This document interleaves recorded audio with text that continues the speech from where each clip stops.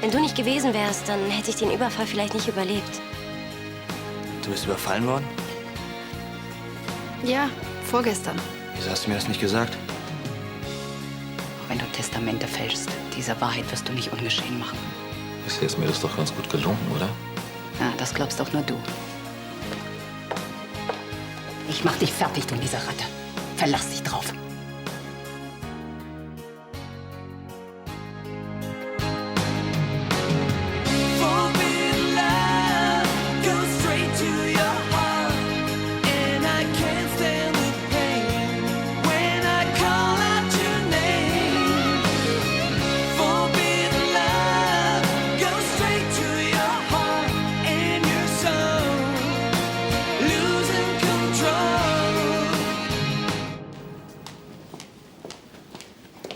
Du solltest besser auf deine Sachen aufpassen. Das hätte teuer werden können. Vielleicht habe ich es auch extra liegen lassen. Anders kriegt man dich ja nicht mehr zu sehen. Ach, das ist doch nicht wahr. Schau mal, kann ich dich dafür begeistern? Goya im Prado? Eine fantastische Ausstellung. Außerdem würden dir ein paar Tage in Madrid bestimmt gut tun. Ja, da könntest du allerdings recht haben. Soll ich 2 Flüge buchen? Für morgen früh? Morgen früh schon? Ja, warum eigentlich nicht? Ehrlich? Oh, damit hätte ich jetzt überhaupt nicht gerechnet. Schön. Ich melde mich dann bei dir. Tag, Frau von Landstedt. Guten Tag, Frau Felix. Warst du bei Ansgar? Ja. Elisabeth, wir müssen uns damit abfinden, dass er jetzt hier das Sagen hat. Damit werde ich mich niemals abfinden. Das Testament ist eine Fälschung. Der Gutachter hat ausdrücklich bestätigt, dass die Unterschrift von Ansgar hat Johannes... sie gefälscht. Er hat es selbst zugegeben. Und ich habe auch eine ungefähre Ahnung, wie er den Notar dazu bewegt hat, bei der ganzen Aktion mitzuspielen. Ich muss es nur noch beweisen. Carla, Johannes hat dich zur Alleinerbin bestimmt. Er hat es mir selbst gesagt. Ich werde nicht eher Ruhe geben, bis du bekommst, was dir zusteht. Jetzt sag doch mal, warum hast du mir das nicht gleich erzählt? Es ist ja nichts passiert. Frau von Anstetten kam vorbei und hat den Kerl vertrieben. Was für ein Kerl? Hat er dir was getan? Nein, nicht. Wenn ich den Typ in die Finger kriege, den bringe ich um. Frau Brandner hat sein Gesicht leider nicht Wir gesehen. sind also Tanja von Anstetten. Wir sind uns schon mal begegnet, im Büro von Adrian Degenhardt. Ist schon möglich. Und dir ist wirklich nichts passiert? Das sag ich doch. Wollte der Typ dein Geld oder meinst du, er wollte dich? Es ist ja nicht so weit gekommen. Ich denke, dann wäre alles geklärt, oder haben Sie noch Fragen? Nein, im Moment nicht. Ich rufe Sie dann an wegen einem Termin. Ich merke, Sie haben Wichtiges zu besprechen. Auf Wiedersehen, Frau von Anstetten. Frau Brandner?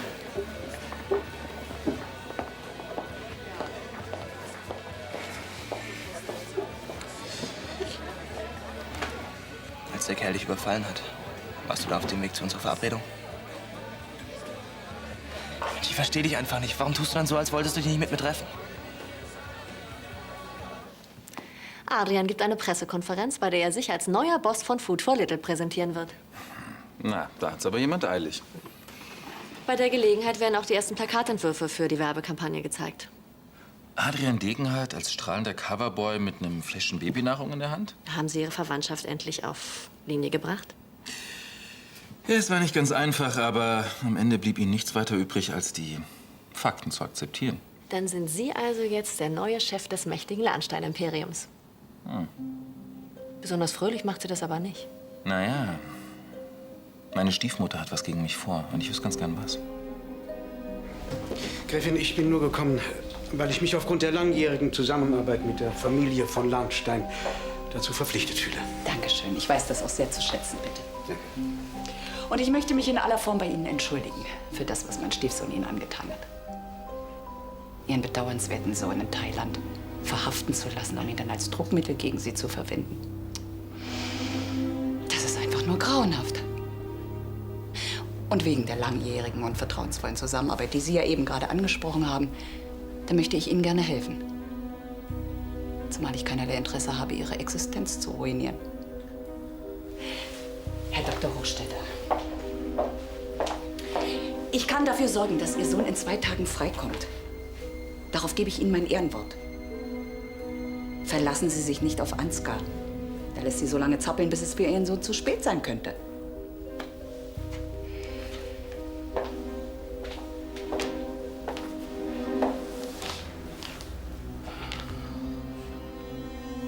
Ach so, ja, was das Testament von Johannes angeht, da gibt es übrigens ein Gutachten, das ihre Fälschung einwandfrei nachweist. Also, was halten Sie von meinem Vorschlag? Ich wusste, dass das nicht gut gehen kann.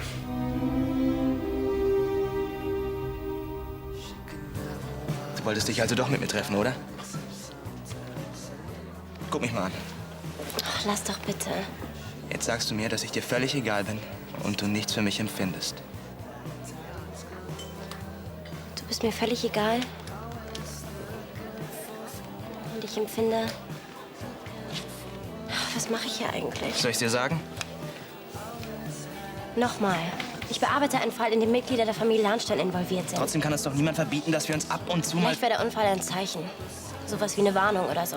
Sag bloß, du glaubst an so einen Scheiß. Außerdem, wenn du dich nicht mit mir treffen darfst, warum darfst du denn ausgerechnet mit der Anständigen einen Kaffee trinken gehen? Ich habe gerade erst erfahren, dass sie Hannes Mutter ist. Ansonsten hätte ich mich ganz bestimmt nicht mit ihr getroffen. Würde mich nicht wundern, wenn sie dich gar nicht so zufällig gerettet hätte, wie sie tut. Ach, hör auf. Wer kleine Kinder entführt und erfahrene Gerichtsmediziner alt aussehen lässt, der macht doch ganz andere Sachen. Was sagst du nur, weil du auf der Seite deines Cousins stehst? Und genau deswegen dürfen wir uns nicht mehr treffen. Das sage ich nicht wegen Ansgar, das sage ich wegen dir, verdammt nochmal. Ich mache mir Sorgen um dich, merkst du das eigentlich nicht? Sorry, aber ich komme ganz gut allein klar. Also lass mich in Ruhe und halte dich in Zukunft aus meinen Angelegenheiten raus, ja? Ich bitte Sie, können wir das nicht ohne Polizei regeln? Ich muss den offiziellen Weg gehen. Es tut mir leid, Dr. Hochstetter. Aber wenn ich bezeuge, dass Ansgar Sie erpresst hat, dann werden Sie vielleicht sogar freigesprochen.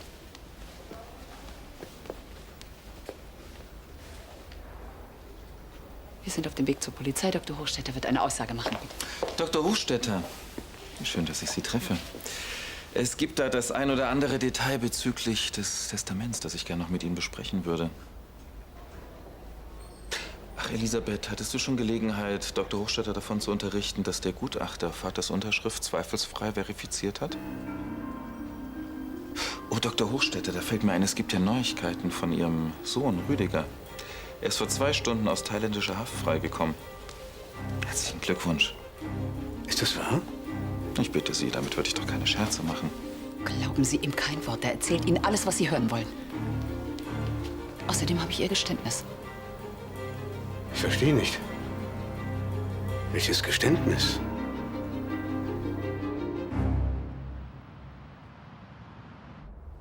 Natürlich holen wir dich ab, mein Junge.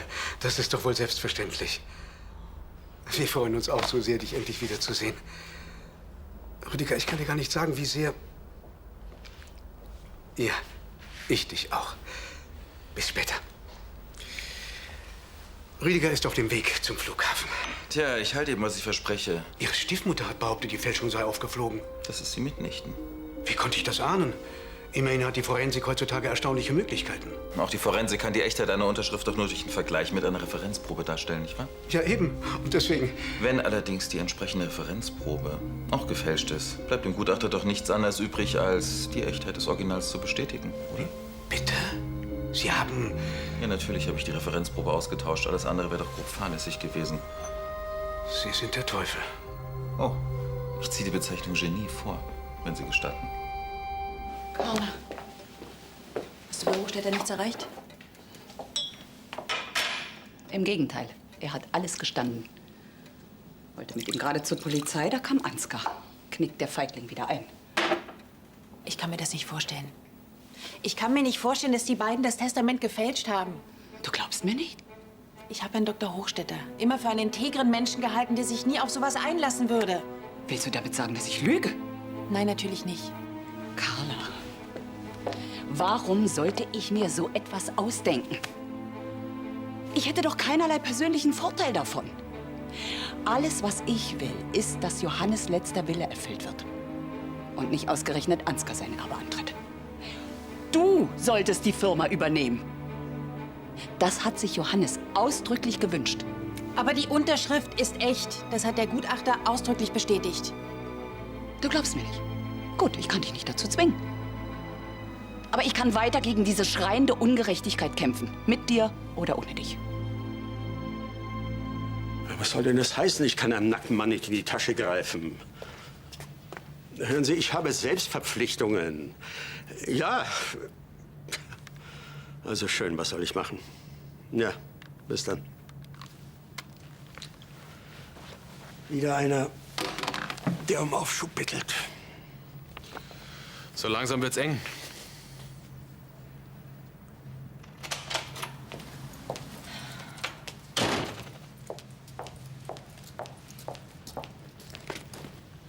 Was ist? Gab's Ärger? Rate mal, wer meine heldenhafte Retterin bei dem Überfall war. Tanja von Anstetten. Sie ist die Mutter des kleinen Hannes, dessen Sorgerechtsfall ich betreue. Was? Tanja von Anstetten? Du kennst sie? Wer kennt sie nicht? Eine gute Freundin von mir hat mir neulich erzählt, dass sie auferstanden ist von den Toten. Wundersamerweise. Kannst du dir vorstellen, dass sie den Überfall und die anschließende Rettung, naja, dass sie das alles geplant hat, um sich bei mir einzuschleimen? Der Frau traue ich alles zu. Und das kannst du wörtlich nehmen. Sei froh, dass dir bei dem Überfall nicht mehr passiert ist. Normalerweise ist diese Dame nicht so zimperlich. Schön, dass es so kurzfristig klappt. Dann also bis heute Abend. Ja, ciao.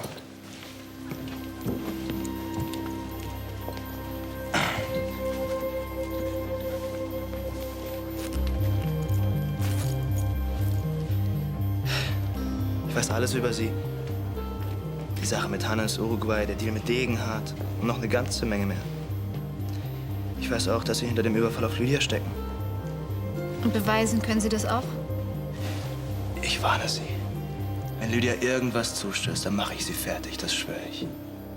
Wenn Sie nicht wären, könnte ich noch bequem in Uruguay sitzen. Also halten Sie den Ball flach, ja? Mir kommen die Tränen. Ich würde mir sehr gut überlegen, ob Sie sich mit mir anlegen.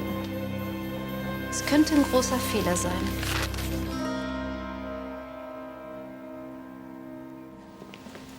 Hi. Was ist denn mit dir los?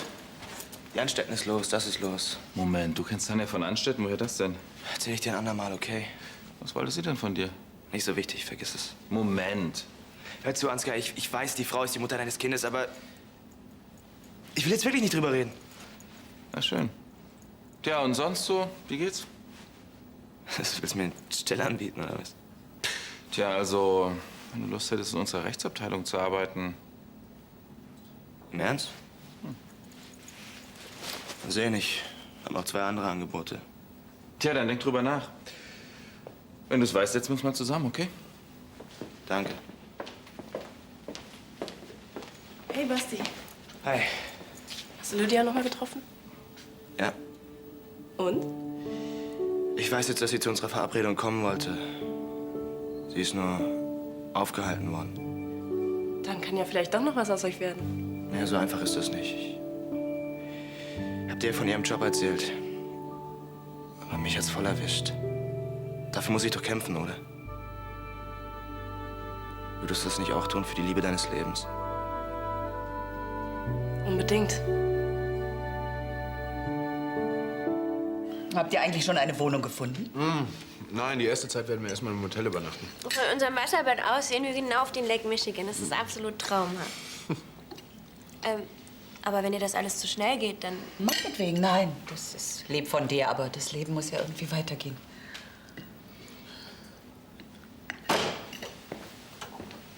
Lasst euch nicht stören.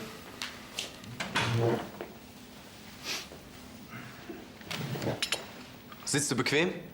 Ja, danke, ich kann nicht klagen. Ansgar, warum setzt du dich nicht auf deinen Platz? Entschuldige mal, ich sitze auf meinem Platz. Vaters Tod ist mir genauso nah gegangen wie euch, aber es bringt ja nun auch nichts so zu tun, als würde er noch leben, nicht wahr? Ich habe übrigens gerade Sebastian eine Stelle in der Holding angeboten, in der Rechtsabteilung. Das hätte Vater auch getan.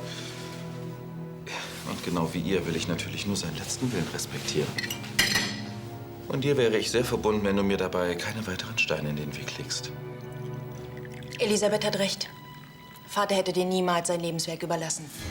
Du hättest ihn fast umgebracht, um auf seinem Platz zu sitzen. Er hat mich als Haupterbin eingesetzt.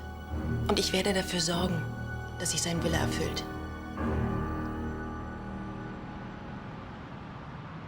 Ist es sehr schlimm? Ich werde meinen Männern den Lohn nicht pünktlich zahlen können. Und wenn du einen kurzfristigen Kredit aufnimmst? Ach, ich habe keine Chance. Ich bin schon am Limit. Außerdem habe ich schon einen Kredit laufen. Also wenn du willst, dann kann ich mir mal die Bücher ansehen. Vielleicht finde ich eine Lücke. In meiner alten Firma hat das ab und zu funktioniert. Bitte? Versuchen kannst du es ja mal. Ich gehe schon.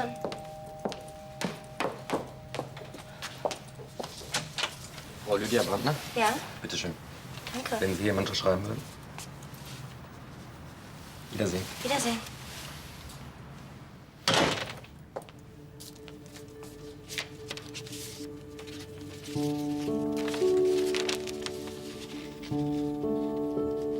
Lass mich nicht zu lange warten, Sebastian.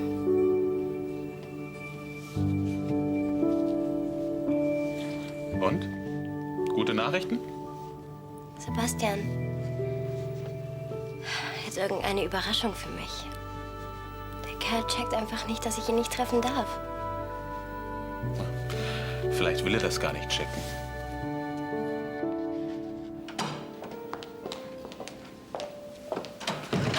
Vielen Dank für deine klaren Worte, Carla. Das hat mir sehr gut getan. Der Moment, als Ansgar sich wie selbstverständlich auf Vaters Platz gesetzt hat, das war für mich wie ein Schlüsselreiz. Wer so rücksichtslos und egoistisch nach Macht greift, der hat an der Spitze unserer Firma nichts zu suchen. Man merkt, dass du Johannes Tochter bist. Wow. Ladies, ich hab's eilig. Autogramme nur über meine Agentur. Sebastian, einen Moment bitte. Sag mal, den Posten, den Ansgar dir angeboten hat, hast du den eigentlich schon angenommen? Nee, ich hab's erst mal offen gelassen. Warum? Ich habe von den Unregelmäßigkeiten bei Johannes Testament gehört und hielt es für nicht fair. Dir gegenüber. Ganz im Gegenteil. Du würdest Elisabeth und mir einen Riesengefallen tun, wenn du das Angebot annimmst. Du könntest Informationen für uns sammeln. Als Spion sozusagen. Du musst jetzt nicht zusagen. Ich habe einmal auf der falschen Seite gestanden. Das wird mir diesmal nicht passieren. Ich stehe euch zu Diensten. Fabian hat durch Jan ein Vorstellungsgespräch in St. Vinzenz für seine Zivi-Stelle. Das ist doch super. Da kann er ja auch endgültig nach Düsseldorf ziehen. Ja, ist klasse, oder? Es tut mir leid, ich wollte euch nicht unterbrechen. Ich bin oben, okay? Mach Yoga. Ja, grüß mir die Sonne. Arno, es gibt nur zwei Möglichkeiten. Entweder du zahlst deinen Mitarbeitern in diesem Monat keinen Lohn. Oder? Ja, oder du bittest diesen... Degenhardt. Ja, diesen Degenhardt, die längst fällige Rate fürs Haus stunden zu dürfen. Das Geld ist heute fällig. Hast du schon angewiesen? Nein, das erledige ich nachher. Entscheidend ist das Datum der Einzahlung. Ja, da gibt's nicht viel zu überlegen. Meine Leute brauchen das Geld. Sie haben dafür gearbeitet.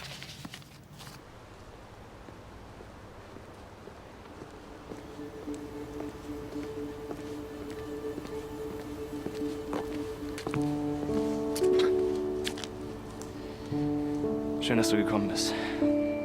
Ich hatte schon Angst, du würdest... Wow. Steht dir ziemlich gut, der Smoking. Von Abendgarderobe hast du aber nichts geschrieben. Du siehst hinreißend aus. Ich bin eigentlich auch nur gekommen, um dir zu sagen, dass ich gleich wieder gehe. Ach so. Ist klar. Du bist nur gekommen, um mir zu sagen, dass du gleich wieder gehst. Ich bin noch in der Probezeit. Und ich will nicht gleich meinen Job riskieren. Ich hoffe, du verstehst, dass ich dich in Zukunft nicht mehr treffen kann. Was hast du gesagt? Auf Wiedersehen. Du musst dir zumindest meine Überraschung ansehen.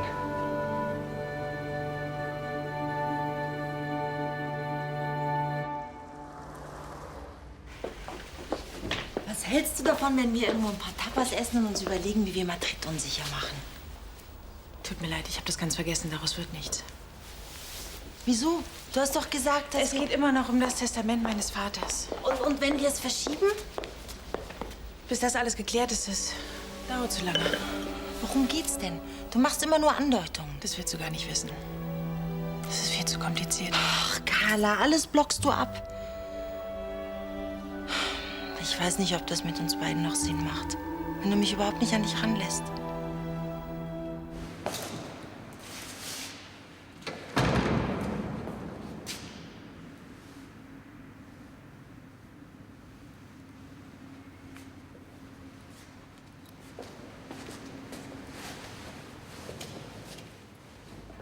Now I had the time of my life. No, I never felt like this before. Yes, I swear it's a truth, and I owe it all to you. 'Cause I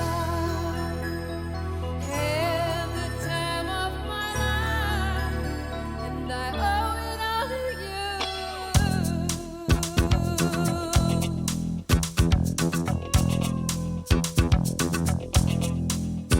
I've been waiting for so long. Now I finally found someone to stand by me. We saw the writing on the wall as we felt this magical fantasy. Now with passion in our eyes, there's no way we could disguise it secretly.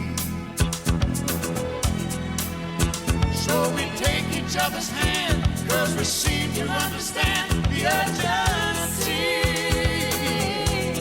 Just remember, you're the one thing I can't get enough of. So I'll tell you something.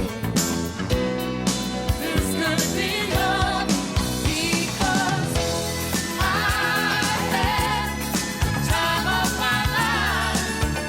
I never felt this way before. Yes, I swear. Ja, ich weiß, dass ich dicht mache, aber ich kann nichts dagegen tun. Seit dein Vater gestorben ist, hat sich das noch verstärkt. Ich weiß. Warum hörst du mir gar nicht zu, wenn ich mit dir rede?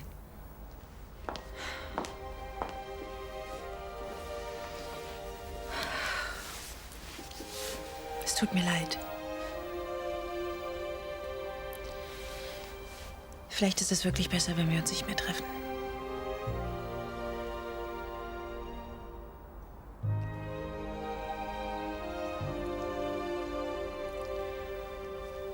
Ich wünsche dir alles Gute bei allem, was du tust. Das wünsche ich dir auch. Von ganzem Herzen.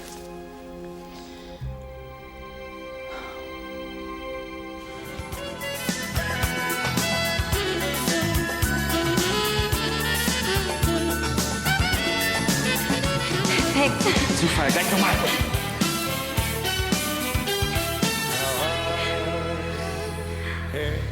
The time of my life. No, I never felt this way before. Yes, I swear